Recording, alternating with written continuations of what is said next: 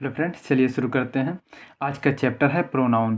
Pronoun का आज ये दूसरा वीडियो है। एक वीडियो हमने पहले बना के अपलोड कर दिया है, आज ये दूसरा पार्ट है। तो समझते हैं, हम पहले रिवीजन कर लेते हैं प्रोनाउन के बारे में।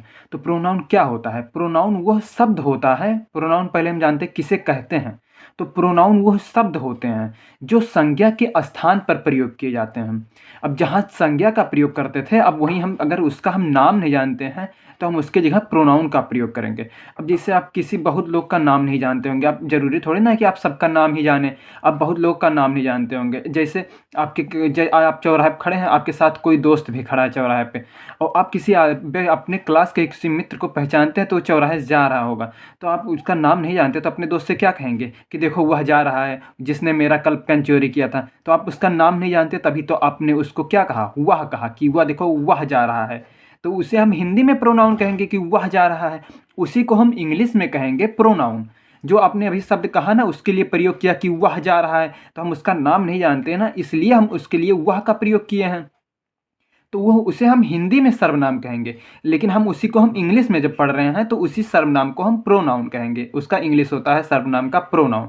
तो वही कह रहा है कि प्रोनाउन वह शब्द होता है जो संज्ञा के स्थान पर प्रयोग किया जाता है। अब जैसे उसका नाम होता है लखन, तो आप कहते हैं लखन वाज गोइंग, लखन जा रहा था, लखन इज गोइंग, लखन जा रहा है। देखो वह चौराहे पे आप खड़े हैं तो कहेंगे आप अपने दोस्त से जो आपके साथ खड़ा है कि वह देखो लखन जा रहा है। तो आप उसका नाम तो जानते थे तो आपने उसको तो लखन कह दिया, लेकिन अगर आप उसका नाम नहीं जानते तो आप उसको क्या कहेंगे कि देखो वह जा रहा है। तो वह ही सर्वनाम हो गया, तो उसी को प्रोनाउन कहेंगे। तो वही कह रहा है प्रोनाउन वह शब्द होता है जो संज्ञा के स्थान पर प्रयोग होता है।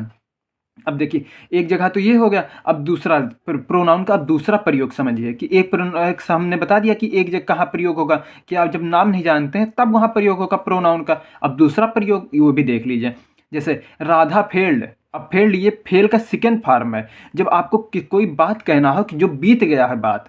अब देखो जो है ये फेल्ड हो गई, राधा फेल्ड हो गई, तो ये पहले भी तो फेल हो चुकी, अभी तुरंत तो फेल हो नहीं रही है, ये पहले ही फेल हो चुकी है। तो जो चीज़ बीत गया हो, पास्ट की बात करें, पास्ट मतलब भूतकाल, तो जो भूतकाल में बात करें कि जो कार्य भूतकाल में पहले हो चुका है तो उसी को हम भूतकाल कहते हैं। तो ये देखिए राधा फेल्ड, राधा फेल हो गई।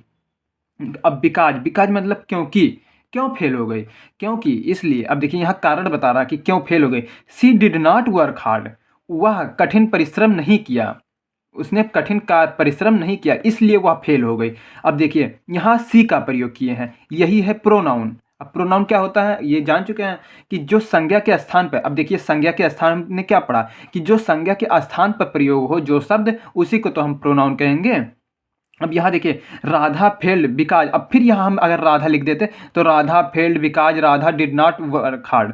अब देखिए अगर बार बार एक ही का नाम ले, राधा फिर राधा, अगर फिर उसके बारे में कुछ कहते हैं हम तो फिर लिखते राधा, तो जब बार बार उसका नाम लिखेंगे तो थोड़ा ये सेंटेंस वाक्य जो है वो अटपटा लगेगा, वो ग्रामर की दृष्टि से सही नहीं रहेगा।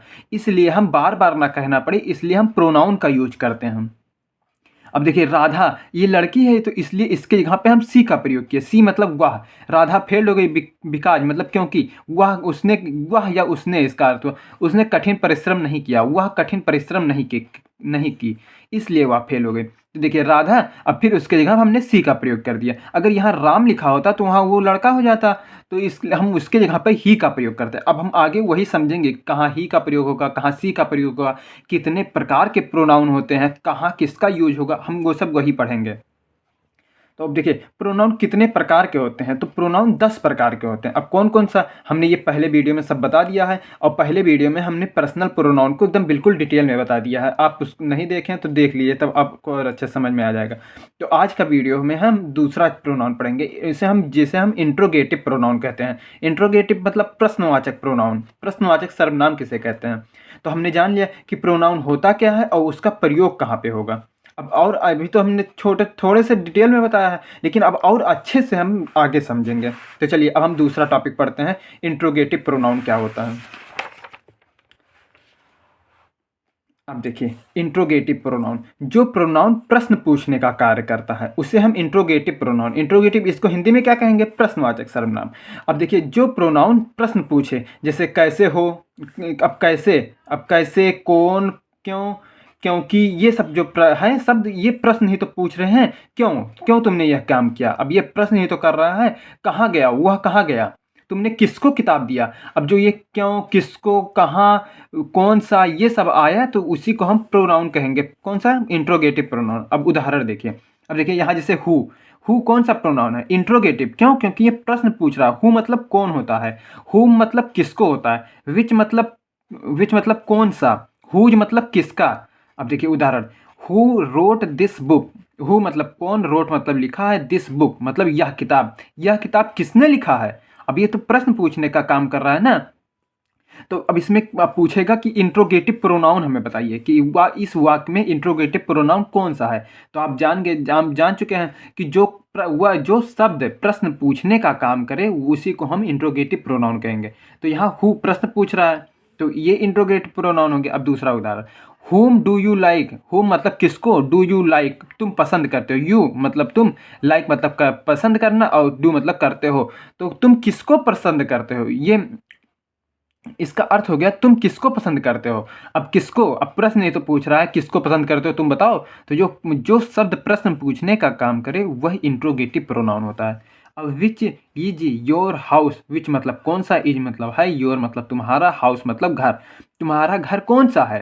तो अब ये भी तो प्रश्न पूछ रहा है किसी से तो पूछ रहा होगा। अब योर मतलब तुम्हारा, तो तुमसे पूछ रहा है, तो तुम्हारा घर कौन सा है। अब इसमें कौन सा शब्द है जो प्रश्न पूछने का काम कर रहा है। अब हाउस हाउस पूछ रहा है प्रश्न, ये नहीं पूछ रहा है योर। तुम्हारा कहीं प्रश्न पूछेगा नहीं। विच मतलब कौन सा, अब ये प्रश्न कर रहा है तो हम इस वाक्य को, इस शब्द को इंट्रोगेटिव प्रोनाउन कहेंगे। तो आप अंडरलाइन कर लीजिएगा, हु, होम, विच, हुज, ये सब प्रश्न पूछ रहे हैं। अब देखिए whose whose whose is this book. Whose मतलब किसका, इज मतलब है, दिस बुक मतलब यह किताब किसका है। अब ऐसे यही प्रश्न पूछ रहा है ना कि किसका है, तो यही शब्द हो गया इंट्रोगेटिव प्रोनाउन। अब देखिए, अतः हु, होम, विच, हुज यह शब्द यहाँ इंट्रोगेटिव प्रोनाउन है। यही सब तो प्रश्न पूछ रहे हैं, यही चारों वाक्य, इन चारों वाक्यों में यही शब्द तो पूछ रहे हैं, तो यही इंट्रोगेटिव प्रोनाउन हो गया। तो अब आप जान चुके हैं कि इंट्रोगेटिव प्रोनाउन किसे कहते हैं, जो शब्द प्रश्न पूछने का काम करे। जो प्रोनाउन, या इसी में आप करके शब्द लिख लीजिएगा कि जो शब्द प्रश्न पूछने का कार्य करता है उसे इंट्रोगेटिव प्रोनाउन कहते हैं। अब देखिए संकेत को नोट भी कह सकते हैं आप। नोट देखिए, हु, होम, हुज व्यक्तियों के लिए। हु मतलब कौन, अब कौन किसी व्यक्ति के लिए तो आएगा। हुज मतलब किसका, मेरा है या तुम्हारा है, तो ये भी व्यक्ति के लिए आएगा। हुज मतलब भी होता है किसका, तो तुम्हारा या मेरा, तो ये तीनों व्यक्ति के लिए आएंगे। और वाट वस्तु के लिए आएगा। क्यों, कैसे, वाट मतलब क्या, किताब, कापी, कलम, क्या किसकी बात कर रहे हो क्या। तो इससे ये हमेशा वाट किसके लिए आएगा, वस्तु के लिए आएगा। और विच भी व्यक्ति के लिए आएगा। विच मतलब कौन होता है, मैं, कि तुम, हम, वह, कौन किसकी बात कर रहे हो, तो ये भी व्यक्ति के लिए आएगा। व्यक्ति और वस्तु दोनों के लिए आएगा, सॉरी। ये विच जो है व्यक्ति या वस्तु दोनों के लिए आएगा। विच मतलब कौन सा, यह बुक की वह बुक, हम कौन सा आपको उठा के दे दें। अब कौन सा, आप कोई किताब मांग रहा है तो हम आप उससे पूछेंगे कि ये वाला किताब की वो वाला कौन सा किताब हम दे दें। अब विच मतलब देखिए वस्तु का प्रयोग भी हो गया, व्यक्ति का प्रयोग हो गया कि विच मतलब कौन, मैं आऊँ कि यह वह आए कि वो आए, कौन राम आए, सीता आए, कौन आए। तो विच से दोनों का, व्यक्ति या वस्तु दोनों का प्रयोग हो सकता है विच से। बिच सदैव सिलेक्शन, चुनने या छांटने के लिए प्रयोग होता है। अभी हमने बताया कि हम कौन सा किताब दे दें, ये वाला किताब दे दें, वो वाला, तो हम छाट ही तो रहे हैं या चुन ही तो रहे हैं उसे। तो सिलेक्ट कर रहे हैं ना कि ये किताब दें उसको, कि वो किताब दें, कौन सा किताब दें। तो विच सदैव सिलेक्शन के लिए आता है, मतलब चुनने के लिए, छांटने के लिए आता है। और व्यक्ति वस्तु दोनों के लिए प्रयोग होता है विच। अब इंट्रोगेटिव प्रोनाउन हो गया। अब तीसरा प्रोनाउन कौन सा है, डिमॉन्स्ट्रेटिव प्रोनाउन। इसे हिंदी में क्या कहते हैं, हिंदी में इसे संकेतवाचक प्रोनाउन कहते हैं, संकेतवाचक सर्वनाम। अब ये क्या होता है, अब देखिए, अब हिंदी अगर आप हिंदी भी याद कर लीजिए। अब देखिए डिमॉन्स्ट्रेटिव भी आप पहली बार अगर आप सुन रहे हैं तो थोड़ा आपको अटपटा लगेगा, लेकिन अगर इसका आप हिंदी जान लीजिए कि इसको हिंदी में संकेतवाचक कहते हैं। और संकेत मतलब क्या होता है, आप किसी की तरफ इशारा करेंगे तो संकेत करेंगे, तो उसी के संकेत कहते हैं। अब देखिए इसको भी, ये भी सब आसान है एकदम, एक एक बार में आप समझ लीजिए तो एकदम से रट जाएगा आपके ज़ुबान पे, फिर दोबारा पढ़ने की जरूरत नहीं पड़ेगी। अब देखिए, जो प्रोनाउन या शब्द, यहाँ शब्द भी लिख लीजिएगा, कि जो शब्द किसी संज्ञा की ओर इशारा करे, की ओर संकेत करे या इशारा करे। अब जैसे हम किसी घर की तरफ इशारा कर रहे हैं, वो देखो घर कितना अच्छा है, वो देखो किताब कितना बढ़िया है, कितना मोटा है। तो हम किसी शब्द की ओर या किसी प्रोनाउन की संज्ञा की ओर संकेत करें या इशारा करें तो उसे हम डिमॉन्स्ट्रेटिव प्रोनाउन कहते हैं। अब इसमें क्या कहा है, किसी संज्ञा की ओर इशारा करें। अब ये भी आप याद रखिएगा, एक एक शब्द बहुत कीमती है, तो आप उस पर जरूर ध्यान दीजिएगा।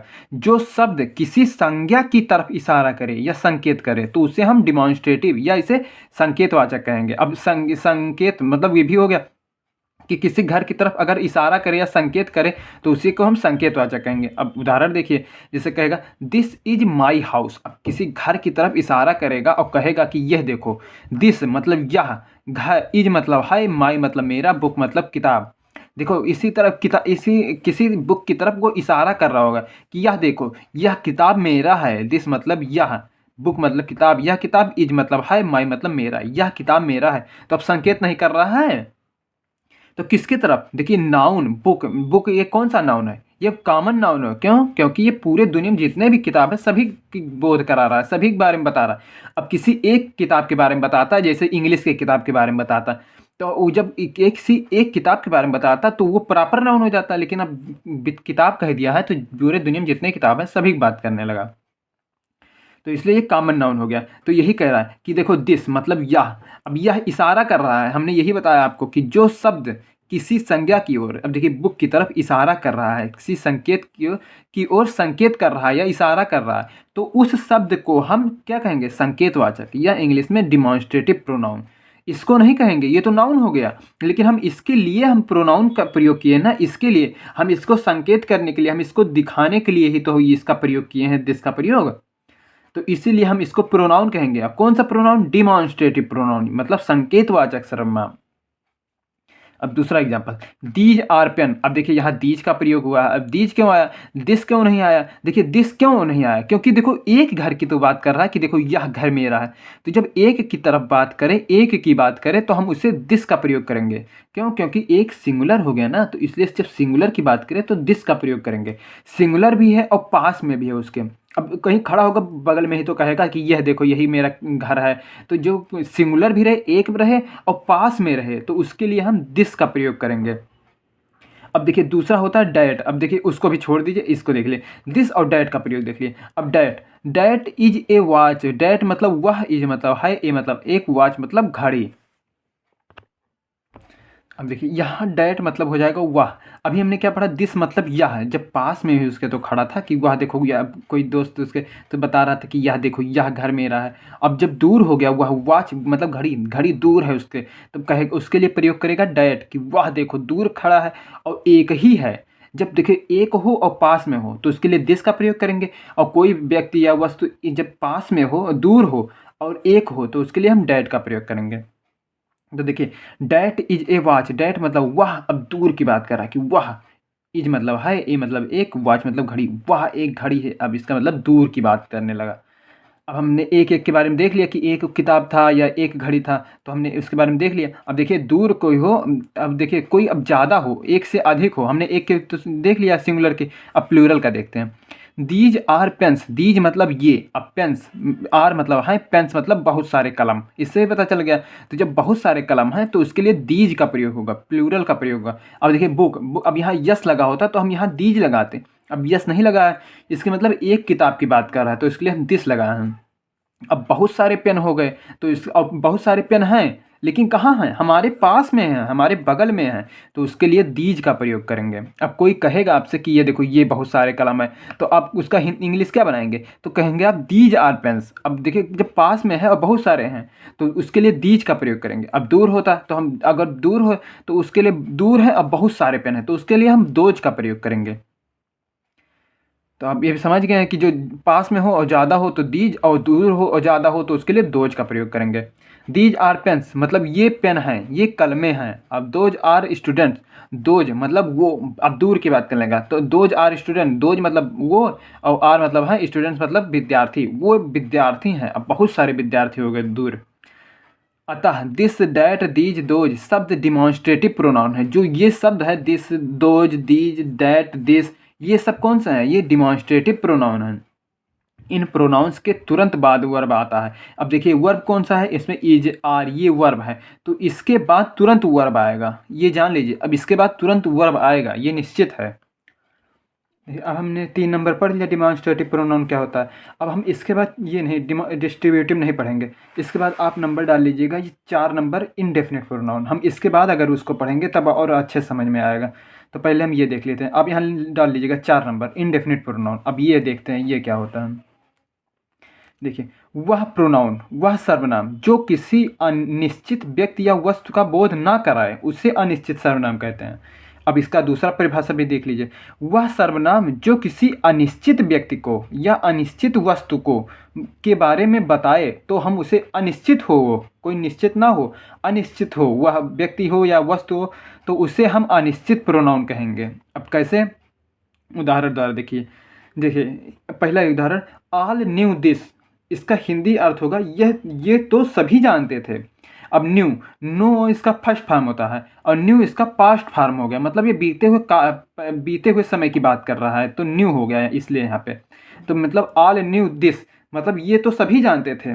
अब आपको कहना हो ये तो सभी जानते थे, तो उसका इंग्लिश क्या होगा, ऑल न्यू दिस। अब यहाँ देखिए हमने क्या कहा, ऑल मतलब सभी। अब सभी देखिए कभी इसमें निश्चित तो है नहीं हम किसकी बात कर रहे हैं, हम अपनी बात कर रहे हैं या आपकी बात कर रहे हैं या उस लड़के की बात कर रहे हैं या राम की बात कर रहे हैं, तो इसमें कहाँ पता है। अब हम ये इसमें इसलिए ऑल का प्रयोग किया है कि यह सभी जानते थे। तो ये सब हमने यही आपको बताया है परिभाषा में कि जो अनिश्चित व्यक्ति के या वस्तु के बारे में बताए तो उससे हम इंडेफिनिट प्रोनाउन कहेंगे। अब यहाँ ऑल मतलब सभी, तो यहाँ सभी अनिश्चित हो गया। हम किसी को, हमने बताया आपको किसी का, हम किसी खास की तो बात कर नहीं रहे हैं कि राम की या शाम की या मेरी या तुम्हारी, तो ये सब अनिश्चित हो गया। अब देखिए दूसरा एग्जांपल, नन हेल्प्ड हिम, इसका हिंदी अर्थ होगा किसी ने उसकी मदद नहीं की। नन मतलब किसी ने और हिम मतलब उसे, हेल्प मतलब मदद करना, तो किसी ने उसके मदद नहीं की। अब हेल्प्ड ये सेकेंड फॉर्म हो गया। सेकेंड फॉर्म मतलब होता है दूसरा, इसका नाम है पास्ट फॉर्म, मतलब बीते हुए काल, बीते हुए समय की बात करने लगा कि देखो जब उस समय उसकी किसी ने मदद नहीं की। आप कहना हो आपको किसी से उसकी मदद किसी ने नहीं की इसलिए वो ऐसा नहीं कर पाया, तो उसका हिंदी इंग्लिश क्या होगा, नन हेल्प्ड हिम। तब देखिए किसी ने, उसकी मदद किसी ने नहीं की, किसने नहीं की, किसी ने नहीं की। तब देखिए यहाँ भी तो अनिश्चित की बात कर रहा है कि कोई पता तो है नहीं कि इसने नहीं की, कि राम ने नहीं किया, कि श्याम ने नहीं किया, कि राधा ने किया, किसी ने नहीं किया। तो जब हमें अनिश्चित की बात करना हो, अनिश्चित व्यक्ति या वस्तु की, तो उसके लिए हम नन का प्रयोग करेंगे, अनिश्चित सर्वनाम का प्रयोग करेंगे। तो ये यहाँ नन है जो है ये इनडेफिनेट प्रोनाउन हो गया। अब देखिए सम कम मतलब कुछ आते हैं, और एंड मतलब और, सम गो मतलब कुछ जाते हैं, तो इसका हिंदी अर्थ हुआ कुछ आते हैं कुछ जाते हैं। तो अब देखिए यहाँ भी तो कुछ आते हैं, अब हमें पता तो नहीं है कौन आता है कौन जाता है, तो इसलिए हम यहाँ इनडेफिनिट प्रोनाउन का प्रयोग किए हैं। तो जब नहीं पता है, अनिश्चित है वो आदमी जो व्यक्ति या वस्तु, तो हम उसे अनिश्चित प्रोनाउन कहेंगे, तो उसी को हिंदी में इनडेफिनिट प्रोनाउन कहते हैं। तो यहाँ सम ये दोनों अनिश्चित सर्वनाम हैं। अब नोबडी केम हियर, इसका हिंदी अर्थ होगा यहाँ कोई नहीं आया। अब यहाँ नोबडी मतलब यहाँ कोई, यहाँ इसका हिंदी अर्थ हुआ कोई, इसका अर्थ हुआ यहाँ के मतलब आया। अब ये भी बीते हुए समय की बात कर रहा है कि यहाँ कोई नहीं आया, तो ये भी हो गया अनिश्चित। तो अब हम किसी खास की तो बात कर नहीं रहे हैं, तो ये हमें पता ही नहीं हम किसकी बात कर रहे हैं कि कोई नहीं आया। अब कोई में कोई तो हो सकता है, तो ये भी अनिश्चित हो गया। तो जो शब्द अनिश्चित व्यक्ति या वस्तु के बारे में बताए तो उसे हम अनिश्चित सर्वनाम कहेंगे, इनडेफिनिट प्रोनाउन। अब देखिए अतः, ऑल, नन, सम और नोबडी ये सब इनडेफिनिट प्रोनाउन है। और इसके बाद और भी इनडेफिनिट प्रोनाउन है, कौन कौन से, both, few, many, several, all, many, much भी लिख लीजिएगा, मोर, मस्ट, नन, सम, सच, ये सभी ये इनडेफिनिट प्रोनाउन है। अब इसके बाद भी कुछ और भी इनडेफिनिट प्रोनाउन है, वो भी देख लीजिए आप। Everybody, everyone, everything, someone, somebody, something, anybody, ये सब anyone, anything, nobody, no one, nothing, इसका जो हिंदी अर्थ होता है वो भी आप लिख लीजिएगा। और इन सभी के साथ जो ये सभी हैं शब्द, इन सभी के साथ वर्ब हमेशा सिंगुलर आता है, तो हम सिंगुलर वर्ब का प्रयोग करेंगे। अब देखिए एवरीबडी और एवरीवन, इसका हिंदी अर्थ हुआ क्या हो, हर एक या सभी।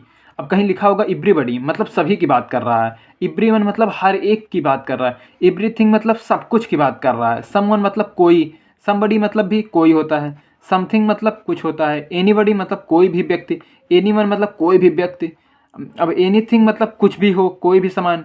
नोबडी मतलब कोई नहीं, नो वन मतलब कोई नहीं, नथिंग मतलब कुछ नहीं। तो इस सब का अर्थ यही होता है। अब ये आप जान चुके हैं कि इनडेफिनिट प्रोनाउन किसे कहते हैं। अब पढ़ते हैं ये चौथा नंबर जिसको हम छोड़ दिया था अभी। तो ये है डिस्ट्रीब्यूटिव प्रोनाउन। ये आप 5वां नंबर डाल लीजिएगा, डिस्ट्रीब्यूटिव प्रोनाउन। तो ये काफ़ी लंबा है, इसको समझने में बहुत टाइम लगेगा, तो वीडियो काफ़ी लंबा हो जाएगा। तो इसको अगले वीडियो में समझते हैं हम। चलिए, थैंक यू। अगर वीडियो पसंद आए तो लाइक भी कर दीजिएगा।